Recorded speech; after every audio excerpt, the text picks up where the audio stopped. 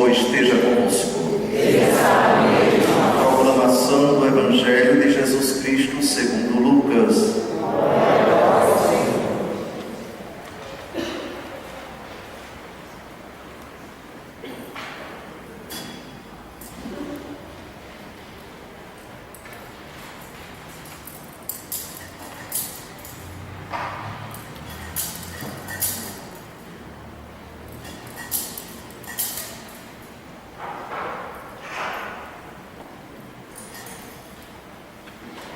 Naqueles dias, Maria partiu para a região montanhosa, dirigindo-se apressadamente a uma cidade da Judéia. Entrou na casa de Zacarias e cumprimentou Isabel.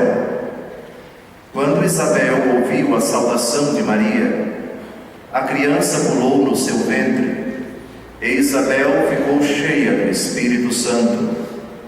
Com um grande grito exclamou: Bendita és tu entre as mulheres, e bendito é o fruto do teu ventre.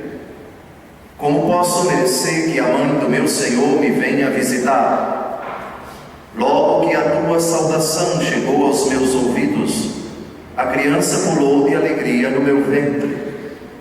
Bem-aventurada aquela que acreditou, porque será cumprido o que o Senhor lhe prometeu.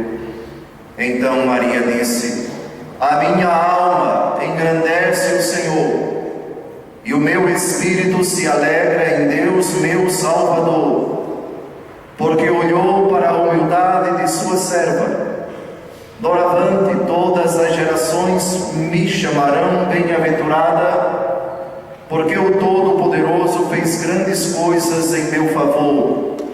O seu nome é santo, e sua misericórdia se estende de geração em geração a todos os que o respeitam. Ele mostrou a força de seu braço, dispersou os soberbos de coração, derrubou do trono os poderosos e elevou os humildes, encheu de bens os famintos e despediu os ricos de mãos vazias. Socorreu Israel, seu servo, lembrando-se de sua misericórdia, conforme prometera aos nossos pais, em favor de Abraão e de sua descendência para sempre. Maria ficou 3 meses com Isabel, depois voltou para casa. Palavra da salvação.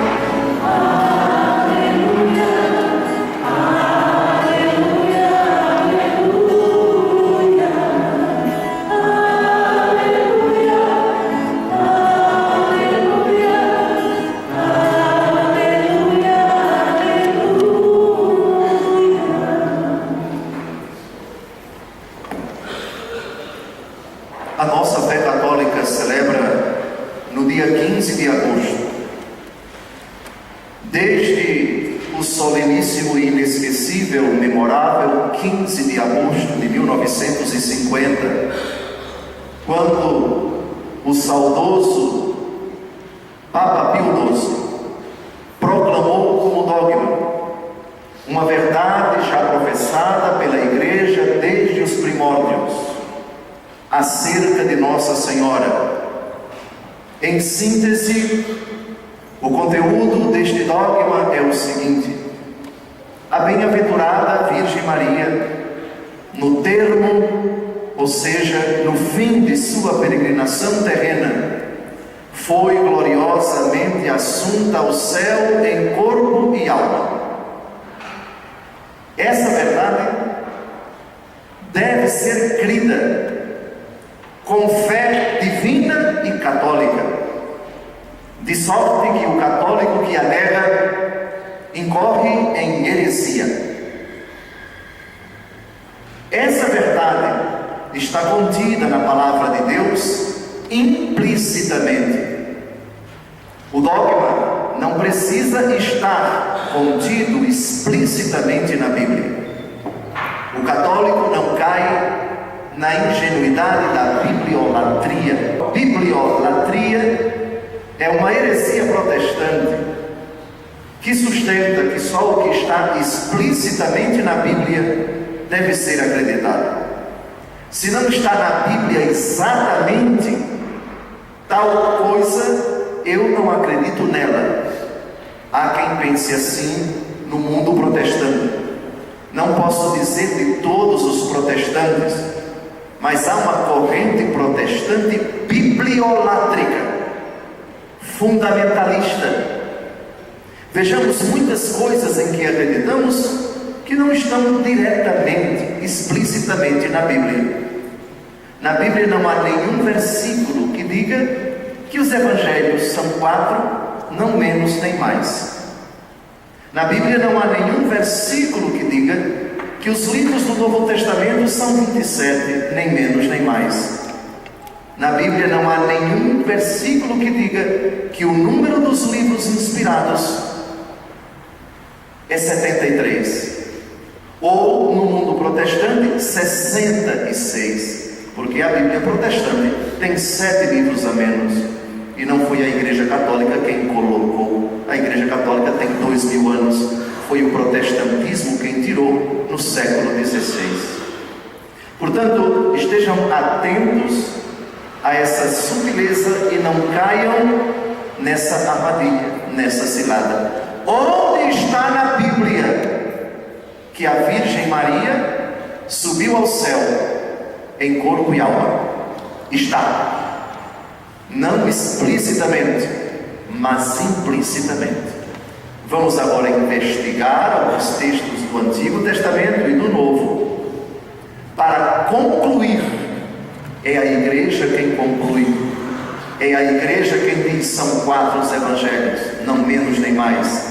E isso muito tempo depois da morte dos últimos apóstolos. Foi a igreja quem decidiu. O número dos livros do Novo Testamento é 27, não menos nem mais. O número dos livros do Antigo Testamento é 46, não menos nem mais. Santo Agostinho diz: eu não acreditaria no Evangelho se a isso não me movesse a autoridade da Igreja Católica. Eu não acredito em Jesus porque Ele disse que é Deus. Eu acredito em Jesus que é Deus. Eu acredito que Jesus é Deus porque a Igreja diz, porque a Igreja pregou e porque a Igreja, inspirada pelo Espírito Santo, colocou isso por escrito. É a autoridade da Igreja quem define o cânon bíblico, a relação dos livros inspirados. É a autoridade da Igreja quem garante que Jesus Cristo é o Senhor, que Jesus ressuscitou, que a Bíblia é a palavra de Deus, porque foi ela, inspirada pelo Espírito Santo, quem primeiro pregou: ide pelo mundo pregai. Depois a Igreja sentiu a necessidade de escrever, e daquilo que ela escreveu, que foi muito mais que 27 livros no Novo Testamento, ela, inspirada pelo Espírito Santo, disse: só serão 27 os livros inspirados. Só serão, na Nova Aliança, 27 os livros que nós, com a assistência do Espírito Santo, consideramos palavra de Deus. Muito bem. O primeiro texto fundamental para compreendermos a Assunção de Nossa Senhora é o capítulo 3 do livro do Gênesis.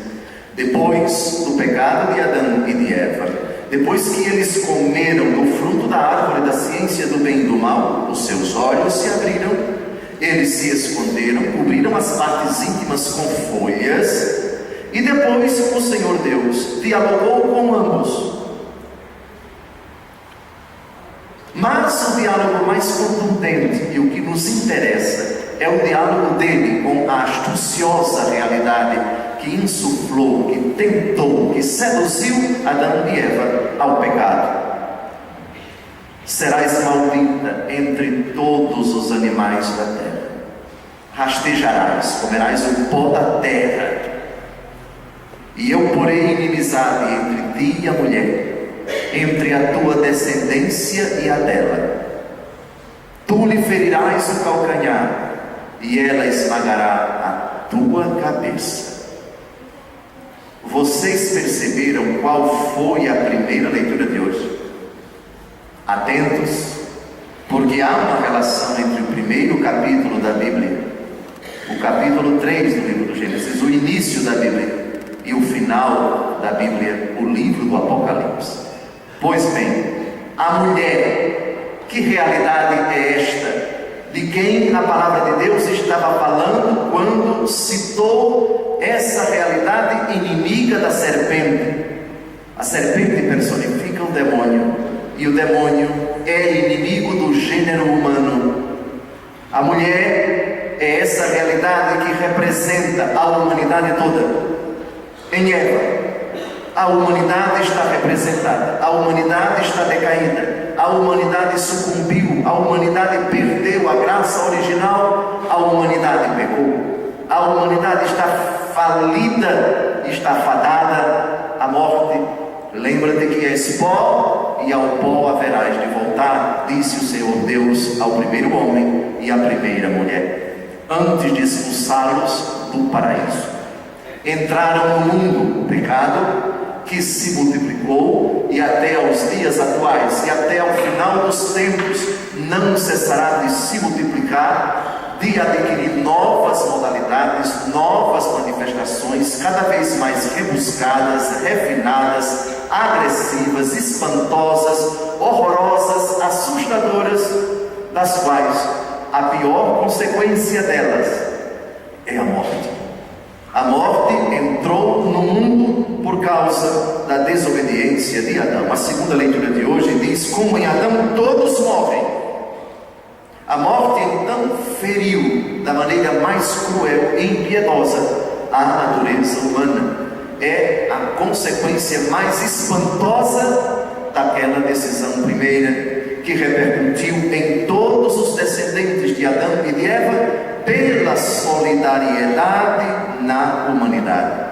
É São Paulo quem diz na carta aos Romanos, capítulo 5, versículo 12: assim como pela desobediência de um só homem o pecado entrou no mundo, e pelo pecado a morte, assim todos pecaram. O Concílio de Trento utiliza esse texto para fundamentar biblicamente o dogma do pecado original. Pois bem, lá nas origens, essa realidade já é uma profecia chamada pela tradição da igreja de proto-evangelho, o primeiro anúncio do evangelho, a mulher. É preciso esperar o Novo Testamento para termos mais clareza de que mulher é esta. Chegamos à primeira leitura de hoje. Um grande sinal apareceu no céu: uma mulher vestida de sol, tendo a lua debaixo dos pés, e sobre a cabeça uma coroa de 12 estrelas. Essa mulher é fulgurante, tem a lua debaixo dos pés, imagem que representa a criação, ali representada nesse satélite do planeta Terra, está submetida à glória, ao esplendor daquele que tornou essa mulher fulgurante. Sobre a sua cabeça, 12 estrelas. Como essa mulher é a igreja, já antecipo para todos vós, essas estrelas representam os 12 apóstolos do Cordeiro. Sabem por quê? Porque é a igreja quem gera Cristo em nós. E essa mulher está grávida, está prestes a dar à luz esta figura, um filho homem que vem para governar todas as nações com cetro de ferro. E esse filho, diz o texto, é levado para junto de Deus e do seu trono. Agora fica claro, lendo o livro do Gênesis: porém inimizade entre ti e a mulher, entre a tua descendência e a dela. Nós sabemos quem é esta mulher com o livro do Apocalipse: é a igreja. Qual é a descendência da mulher? A descendência da igreja são aqueles que são gerados em Cristo pela igreja. Como é que a igreja gera Cristo em nós? Pelo anúncio da palavra e pelos sacramentos, sobretudo o sacramento do batismo. Por isso, nós somos a descendência da mulher, no capítulo 3 do livro do Gênesis, porque fomos gerados pela mãe igreja. Gálatas capítulo 4, versículo 26, ela é a nossa mãe, a igreja, a Jerusalém Celeste, ela é nossa mãe, diz São Paulo. Pois bem, Apocalipse 12, Gênesis capítulo 3. Mas agora, há uma outra personagem que vai entrar em cena no capítulo 12 do Apocalipse. O dragão parou diante da mulher. Um dragão cor de fogo, com 7 cabeças, 10 chifres, e sobre as cabeças 7 coroas. O dragão é símbolo daquela serpente, no mesmo capítulo 12. Leiam depois em casa. Vai haver uma batalha no céu entre o dragão e os seus comandados. Satanás, a primitiva serpente, Beelzebul, o pai da mentira, o príncipe deste mundo, e Miguel, o príncipe das milícias celestes, com os seus subordinados. Uma batalha acontece no céu e o dragão perde, e já não se encontra lugar no céu para ele, a primitiva serpente. Lembram? Capítulo 3 do livro do Gênesis. É muito bonito você ler os 2 capítulos para perceberem a incrível providência. Coincidência? Não. Agora nós já sabemos aquela profecia de que tratava. Ora, agora entramos nesta realidade assombrosa. No livro do Gênesis é dito que a serpente era o mais astuto de todos os animais da terra. Astúcia, inteligência. O demônio é muito inteligente. E sabem como isso é descrito no livro do Apocalipse? Dê uma olhada no versículo, por favor. No versículo 3. Tinha 7 cabeças. 7 é o número da perfeição.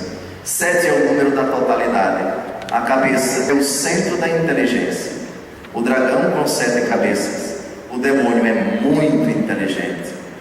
A serpente, o mais astuto de todos os animais da terra. Confere. Exatamente igual. Incrível. Que maravilha. São João falando de Satã de uma forma diferente, mas muito parecida, convergente com aquela de que fala o livro do Gênesis. 7 cabeças, muito inteligente. 10 chifres. O chifre é a parte de determinados animais, exatamente na cabeça, cuja finalidade é defender e atacar. Como o demônio não defende ninguém, nem se defende, o demônio é antes de tudo um agressor. 10 chifres, 7 mais 3. 7 o número da totalidade, 3 o número da perfeição. O demônio é forte e fortíssimo. Ele é aquela figura de que fala Jesus no capítulo 10, versículo 10 do Evangelho segundo João. É o ladrão que vem para matar, roubar, matar e destruir. Nessa ordem: roubar, matar e destruir. A fúria de Satanás é descrita ainda nesse capítulo 12, quando o autor do Apocalipse, São João, apóstolo e evangelista, diz: ai da terra, cuidado, ó terra, porque o demônio partiu furioso para vós, sabendo que pouco tempo lhe resta. Ora, se esse menino que o dragão queria devorar nasceu e foi transportado para o deserto, foi colocado em condição de proteção, não sem dificuldades. A igreja é protegida, mas passa por necessidade. O deserto é o lugar da fuga, mas é o lugar inóspito. Simboliza, portanto, a igreja está protegida da força do inimigo. Lembram das palavras de Jesus em Mateus capítulo 16? Tu és Pedro, e sobre esta pedra edificarei a igreja, e as portas do inferno não prevalecerão contra ela. Olhem que bonito.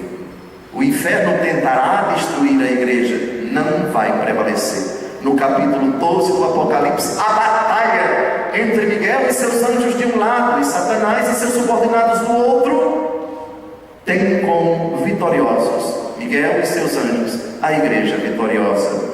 Pois bem, quem foi que gerou no seu ventre esse filho que nasceu? Uma das personagens mais ilustres, a figura mais insigne da Santa Igreja, depois de Jesus, que é cabeça da Igreja, Maria Santíssima. Pois bem, se a mulher é inimiga da serpente, aquela do capítulo 3, e a do capítulo 12 deu à luz o filho, e o filho nasceu de Maria, Maria é inimiga da serpente, é de Maria também que fala a profecia do capítulo 3. Essa é a primeira argumentação. Segunda, entre dois inimigos não existe nada em comum. O demônio é pai da mentira, Maria Santíssima não tem pecado. Ave cheia de graça, entramos no segundo texto bíblico. São palavras do arcanjo, a bem-aventurada Virgem Maria. Não é o evangelho de hoje, mas o evangelho de hoje, a visita de Maria à sua prima Santa Isabel, tem elementos também muito importantes para fundamentar o dogma da Assunção da Virgem Maria. Pois bem, ave cheia de graça, disse o anjo, uma saudação que Deus Todo-Poderoso não dirigiu nenhuma vez na Bíblia a qualquer criatura, apenas a ela. E convinha que ela não tivesse pecado, pois o Deus Altíssimo, aquele que haveria de nascer, de novo a primeira leitura de hoje, um filho homem que vem para governar todas as nações com cetro de ferro, não poderia, não deveria nascer num tempo manchado pelo pecado. Diz o Salmo 50, quarto fundamento bíblico: em pecado minha mãe me concebeu. Todos nós nascemos filhos da ira, diz São Paulo na carta aos Romanos, capítulo 3, versículo 23. Todos pecaram e estão privados da glória de Deus. Mais um fundamento bíblico. Ora, essa é a regra. Todos nasceram já privados da graça. Todos nós já nascemos com essa mancha original. A Virgem não. O Pai quis preservá-la pelos méritos do seu filho que haveria de nascer. Ela que também precisava da redenção, porque a redenção é para todo o gênero humano e Maria é humana. Mas o que aconteceu conosco depois do nosso nascimento, com água, mediante a força, a graça redentora do sangue de Cristo, de sua morte e ressurreição, que nos tornou novas criaturas, que nos purificou dos pecados, a Virgem Santíssima, aconteceu nela no momento da sua concepção. Já nasceu pura, santa, imaculada. Essa verdade celebramos no dia 8 de dezembro, solenidade da Imaculada Conceição da Virgem Maria. Outro dogma, esse proclamado no mesmo dia 8 de dezembro de 1854, por sua santidade o Papa Pio IX Beato.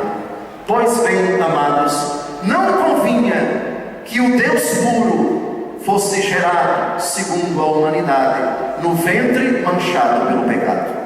Logo, no ventre de Santa Ana, mãe de Nossa Senhora, esposa de São Joaquim, no momento em que ela foi gerada, ela foi concebida no ventre de Ana, os méritos de Cristo a redimiram e, portanto, ela já nasceu sem mancha, foi gerada sem mácula e ao longo de toda a sua vida não cometeu pecado. Ave cheia de graça. Se é cheia, só existe graça nela. Um copo cheio d'água só tem água, mas um copo com água e um pouquinho de óleo não é um copo cheio d'água, é um copo com água e óleo. Ave cheia de graça. Certas Bíblias protestantes, não sei se em boa fé ou má fé, não são fiéis ao texto original, que é caritomene. Quem pega uma Bíblia protestante e vai em Lucas, capítulo 1, versículo 28, encontra uma frase muito vaga: salve agraciada, salve favorecida. Ora, essa tradução, o que é uma pessoa favorecida? Ela ganhou um favor. E um favor é algo que vem de fora, não é algo que denota algo que ela já tem. Cheia de graça, tu estás cheia de graça, tu estás completamente inundada pela graça. Ora, O filho dela, diz a segunda leitura da missa de hoje, o filho dela que morreu, reviveu. O filho dela que não tinha pecado, morreu, o seu corpo não apodreceu, ao terceiro dia ressuscitou. Ora, aquele que não tinha pecado, o seu corpo não podia apodrecer, logo ressuscitou e subiu ao céu 40 dias depois. Agora vem a pergunta crucial: e a mãe dele? Ao deixar esta vida, o corpo dela apodreceu? Lembra-te que és pó, e ao pó haverás de tornar? O corpo da Virgem se tornou pó, como o de todos os demais? Essa é a regra? É. Mas teve uma exceção antes dela? Teve. O filho dela. O corpo foi colocado no sepulcro, mas ao terceiro dia ressuscitou. A fé da igreja, portanto, sempre professou, considerando todos esses argumentos, todas essas premissas, todos esses textos bíblicos, a Virgem Maria, por estar profundamente unida ao seu Filho, o Filho Santo era santo, o Filho puro era também pura. Afirmar que a mãe teve impureza é dizer que o Filho puro habitou durante 9 meses no ventre impuro, o que é blasfêmia. E considerando que o sangue santíssimo do Santíssimo Redentor é puro e não tem mancha, esse sangue ele recebeu dela, foi do cordão umbilical. O sangue do filho é o sangue da mãe. Lembrem-se que em Jesus não há nenhum patrimônio genético de São José, nem de nenhum outro homem. Como se para isso se eu não conheço o homem? Dizer que o sangue da Virgem teve pecado é dizer que o sangue de Jesus é pecador, é manchado pelo pecado, o que é blasfêmia das blasfêmias. Isso é um insulto, isso é uma ofensa a nosso Senhor Jesus Cristo. Assim, a igreja desde os primórdios professou. A Bíblia não fala, a Bíblia não diz nada a respeito, nem da morte de São José, nem da morte de Nossa Senhora, nem da morte de muitos apóstolos, o que não significa dizer que eles não morreram. Ora, a bem-aventurada Virgem Maria terminou um dia a sua peregrinação aqui na terra. A questão é, logo que ela terminou sua caminhada, o que aconteceu com o corpo dela? Por causa desses argumentos todos, subiu ao céu em corpo e alma. Aurora e esplendor da igreja triunfante, a Virgem Maria leva no seu corpo as primícias, como fala o apóstolo Paulo na primeira leitura de hoje. Quem são as primícias da igreja? Cristo. Ele era que devia ressuscitar em primeiro lugar. Maria é a única até agora que está no céu ressuscitada. Em primeiro lugar, Cristo, como primícias. Depois, os que pertencem a Cristo por ocasião de sua vinda. A ressurreição de todas as pessoas após a ressurreição de Jesus será apenas no fim dos tempos. Só que a da Virgem Maria é uma exceção, porque ela já fora uma exceção desde que fora concebida no ventre de sua mãe, Imaculada Conceição, por ter sido considerada por Deus digna para ser a mãe do Senhor. O Senhor acumulou de graça, palavras do anjo Lucas 1:28, Ave, cheia de graça. Tu sempre foste, desde o momento de tua concepção, e o serás até o fim de tua peregrinação na terra. O filho cheio de graça morreu e o corpo não apodreceu. A mãe idem. Onde está a mãe, está o filho, em santidade, em esplendor. É dela que a tradição da igreja afirma, numa linguagem tipológica, numa linguagem simbólica, o Salmo 44 que acabamos de ouvir. À vossa direita se encontra a rainha com veste esplendente de ouro de Ofir. É claro que esse texto se refere a um ato de casamento, é um poema que se cantava por ocasião do casamento, mas Israel também interpretou esse texto como a esposa, essa rainha é Israel e o rei é Deus. No Novo Testamento, essa mulher é a igreja e o esposo é Jesus. Mas muitos padres da igreja viram nesse Salmo 44 uma alusão à bem-aventurada Virgem Maria, essa que vem com veste esplendente de ouro de Ofir, essa diante de quem o rei se encanta com sua beleza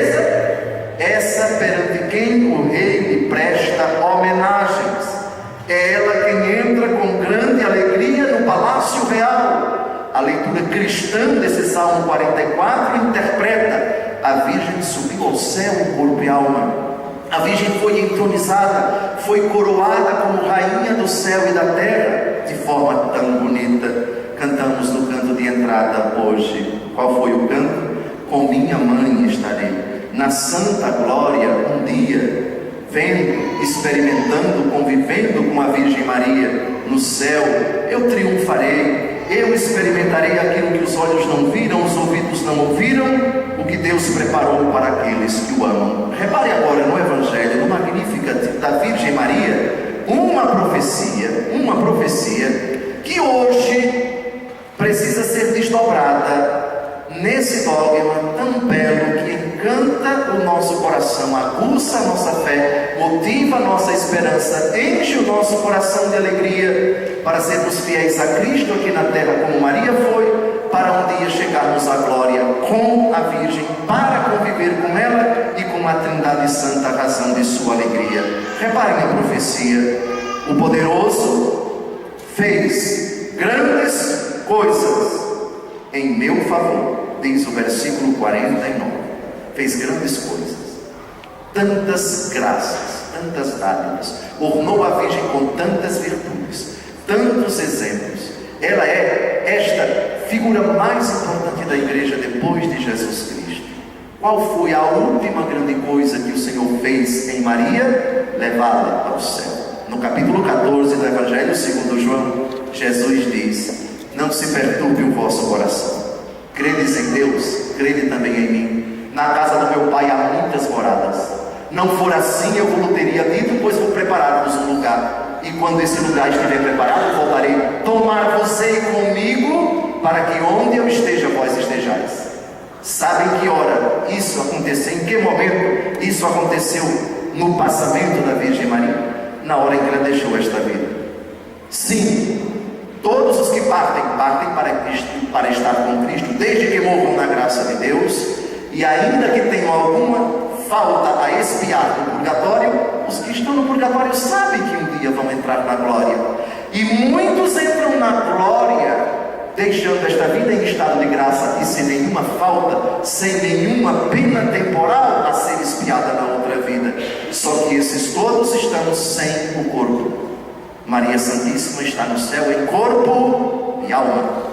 No livro do Apocalipse é dito que as almas daqueles que foram imolados, daqueles que morreram, dia e noite pedem a Deus: até quando tu, ó Senhor, deixarás de fazer justiça contra aqueles que tiram a vida dos habitantes da terra? A Virgem está lá em corpo e alma. Pois bem, como posso merecer que a mãe do meu Senhor venha me visitar? Disse Santa Isabel, a Virgem, saudando-a. Logo que ela proclama, anuncia a sua chegada, a criança pula no seu ventre e Isabel fica cheia do Espírito Santo e diz essa profecia: quem sobe ao céu é a mãe do meu Senhor, e o meu Senhor é Deus. Quem sobe ao céu é Maria, mãe de Deus. Honremos, portanto, a bem-aventurada Virgem Maria. Nela vislumbremos a nossa meta, ela que já alcançou plenamente o destino a que almejamos, para o qual peregrinamos. Que ela se digne interceder junto a Jesus, para que também nós tenhamos a graça de, no fim da nossa existência, ouvirmos de Jesus: eu venho tomar você pela mão, eu vim levar você agora para conceder-lhe o prêmio pela sua constância, pela sua perseverança, pela sua fidelidade. Agora você vai experimentar o que os olhos não viram, o que os ouvidos não ouviram, o que eu preparei para aqueles que me amam, como a minha mãe que já está aqui, como todos aqueles que permaneceram fiéis a mim, que estão aqui. E será aquela realidade indizível que vai culminar, que vai preencher, que vai planificar, que vai levar à perfeição todo o nosso anelo, os nossos sonhos, os nossos desejos. O que é que nós desejamos nesta terra? São Paulo diz, Filipenses 1:21, meu desejo é partir e estar com Cristo. Hoje celebramos a partida de Nossa Senhora desta vida para estar com Cristo, o seu corpo puríssimo, sua alma santíssima, templo sacrário, onde habitou a Trindade, segunda pessoa de Deus, o Verbo, foi gerado e ali residiu durante 9 meses. Ela, com esse corpo tão belo e tão puro, ela, figura incólume, figura ímpar da igreja, é para nós o receptáculo de todas as graças, porque ela recebeu de Deus a dádiva de gerar aquele que é a própria graça. Maria, mãe da luz, porque Jesus é luz. Maria, mãe da vida, porque Jesus é a vida. Maria, mãe do caminho, porque Jesus é o caminho. Maria, intercessora da igreja primitiva e também, sobretudo, nos séculos seguintes, chama Maria de onipotência suplicante. Puxa, onipotência, ela pode tudo. Não é um pouco de exagero dizer Maria onipotência suplicante? Não. Filipenses capítulo 4, versículo 13. Tudo posso naquele que me conforta. Naquele que me conforta eu posso tudo. E se posso tudo, eu sou onipotente. Em Cristo, por Cristo e com Cristo, vivendo na graça de Cristo, eu posso tudo. Portanto, eu sou onipotente. Vós sois onipotentes enquanto estiveres em Cristo. Tudo posso naquele que me conforta. Portanto, o protestantismo que entroncha a cara, quando nós chamamos Maria de onipotência suplicante, precisa ler Filipenses capítulo 4, versículo 13. Tudo posso naquele que me conforta. E mais, Tiago capítulo 5, versículos de 12 a 14, a oração do justo tem grande poder. Nos capítulos 5 e 8 do Apocalipse de São João, é dito que um turíbulo de ouro constantemente é elevado ao céu, e a fumaça que sai desse turíbulo, sabe o que são? As orações dos santos. Não preciso dizer àquela mulher: rogai por nós pecadores. Eu vou direto a Jesus, ignorante da Bíblia. Precisa ler a Bíblia. Nas bodas de Caná, Maria Santíssima disse a Jesus: eles não têm mais vinho. São Paulo, na primeira aos Tessalonicenses, capítulo 5, versículo 25, diz: irmãos, rogai por nós. O próprio São Paulo pede aos irmãos que rezem por ele. As orações dos santos, Apocalipse 5, Apocalipse 8. E dessas orações, há uma que é singular, há uma que é forte por excelência, há uma que é eficaz por excelência, há uma que pode tudo por excelência, naquele que a conforta. É a bem-aventurada Virgem Maria. Rezai a ela com confiança.